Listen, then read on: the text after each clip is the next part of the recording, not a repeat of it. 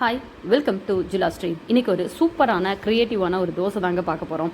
என்னென்னா, நம்ம சாதாரண தோசை மாவில் கடைசியாக கொஞ்சம் மீதம் இருக்கும் இல்லைங்க, இட்லி தோசை மாவில் எனக்கு ஒரு 3-4 தோசை ஊற்றுற அளவுக்கு மாவு மிச்சம் இருந்தது.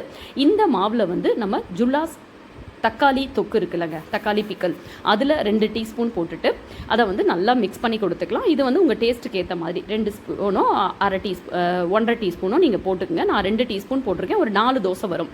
இது கூட ஒரு முட்டையை அதில் உடச்சி ஊற்றிக்கலாம். இது ஆக்சுவலாக என் ஹஸ்பண்ட் செஞ்சு பார்த்துட்டு சூப்பராக இருக்குன்னு சொன்னதுக்கப்புறம் தான் நான் இதை ட்ரை பண்ணேன். இது அப்புறம் ஒரு மீடியம் சைஸ் பெரிய வெங்காயம், அதையும் நல்லா பொடிசாக கட் பண்ணிவிட்டு அதில் போட்டுக்கலாம். வேணும்னா கொஞ்சம் கருவேப்பிலை, கொத்தமல்லி, பச்சை மிளகாயும் போட்டுக்கலாம். பட் இதுவே செம சூப்பராக இருக்குங்க. நம்ம அடை தோசை செய்கிற டேஸ்ட்டுக்கு இருக்குங்க. நல்லா இதை கலந்துட்டு தோசை இதில் ஊற்றினோன்னா நல்லா ஓட்டையாக சூப்பராக வரும். எண்ணெய் விட்டுட்டு திருப்பி போட்டு எடுத்தோம்னா நல்லா கிறிஸ்பியான, இதுக்கு சைட் டிஷ்ஷே தேவையில்லைங்க, அப்படியே நம்ம சாப்பிடலாம். ஈவினிங் நீங்கள் ஸ்நாக்ஸ் மாதிரி கூட பசங்களுக்கு செஞ்சு கொடுக்கலாம். ட்ரை பண்ணி பாருங்கள். கண்டிப்பாக பிடிச்சிருந்ததுன்னா இதை உங்கள் ஃப்ரெண்ட்ஸ்க்கும் ஷேர் பண்ணுங்கள். உங்களோட கமெண்ட்டையும் இதில் தெரியப்படுத்துங்க. தேங்க்யூ.